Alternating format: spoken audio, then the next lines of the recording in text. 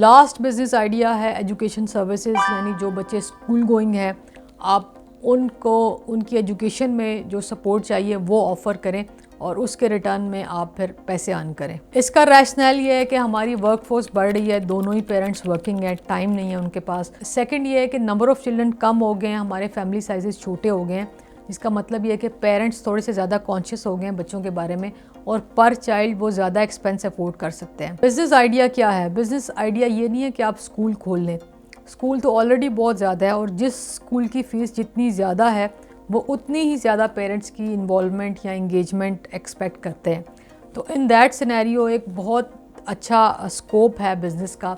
और बिज़नेस ये है कि आपने काइंड ऑफ एकेडमी बनाई हुई है जिसमें आपके पास ट्रेन टीचर्स हैं, ट्रेन स्टाफ है और आप ये सर्विसेज ऑफ़र कर रहे हैं कि बच्चों को जो भी स्कूल से टास्क मिले हैं इंक्लूडिंग होमवर्क वो आप उनको अच्छे से रिस्पॉन्सिबली कंप्लीट करवा देंगे। इसमें आप एक लोकेशन पे भी बच्चों को बुला सकते हैं, डोर टू डोर भी जा सकते हैं, डिपेंडिंग कि आपको क्लाइंट कितने पैसे देने के लिए तैयार है।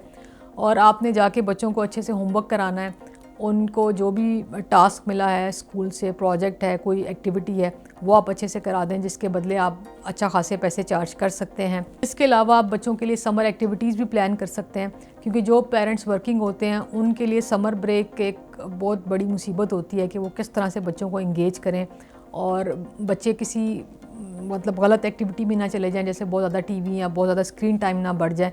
तो जो वर्किंग होते हैं पेरेंट्स, उनको हमेशा ये वरी रहती है। तो आप बच्चों के लिए समर प्लान कर सकते हैं जिसमें आप म्यूज़िक क्लासेस हैं, पियानो है, स्विमिंग है, कराटे हैं, कोई और इस तरह की चीज़ बच्चों को सिखा सकते हैं। तो ये एक समर की आप प्रॉपर प्लानिंग करके डिफरेंट एज ग्रुप के मुताबिक इसको सेल कर सकते हैं। इसके अलावा जो बच्चे बड़े हैं उनको आप ट्यूशन सर्विसेज भी ऑफ़र कर सकते हैं। अब ये सर्विसेज बिट्स एंड पीसेस में एग्जिस्ट कर रही हैं, एज अ पैकेज कहीं पे भी नहीं है और क्वालिटी बहुत ही लो है जो भी चीज़ें अवेलेबल हैं। तो आप क्वालिटी पे अगर इम्प्रूव करेंगे और ये सारी सर्विसेज एक ही अम्ब्रेला के अंदर देंगे तो आई थिंक ये एक बहुत अच्छी बिज़नेस अपॉर्चुनिटी है। बिज़नेस करना बहुत ही आसान है, आपको कोई इन्वेस्टमेंट नहीं चाहिए, आपको सिर्फ टीचर्स को या स्टाफ को ट्रेन करना है। डे टू डे ऑपरेशंस बहुत आसान है, बिल्कुल कोई स्ट्रेस नहीं है, कोई टाइम सेंसिटिविटी नहीं है, आप इसको इजीली अपने बाकी कामों के साथ भी मैनेज कर सकते हैं। इसमें रिटर्न ऑन इन्वेस्टमेंट वेरी करेगा सीजन्स पे, जैसे हो सकता है विंटर में कम हो, समर में ज़्यादा हो, या एग्ज़ाम्स के दिनों में आपकी सर्विसेज ज़्यादा लोग ले रहे हों। तो क्योंकि कैपिटल इन्वेस्टमेंट इसमें ज़्यादा इन्वॉल्व नहीं है, तो अगर रिटर्न थोड़ा भी है और थोड़ा लेट से भी आ रहा है तो I think that should not be a problem. इसमें सेलिंग प्रपोजिशन सिर्फ क्वालिटी है, क्योंकि जो पेरेंट्स वर्किंग हैं दोनों, वो जाहिर है कोई भी फ़ी देना अफोर्ड कर सकते हैं। In return they would expect कि उनके बच्चे को आप उसी तरह पढ़ा दें या जो भी सर्विस वो आपसे ले रहे हैं वो उसी तरह दे दें जिस तरह पेरेंट्स खुद से बच्चों को देते हैं।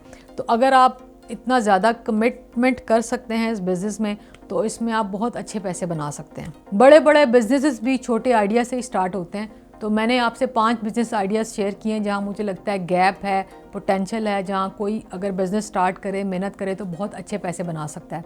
Thank you so much for watching.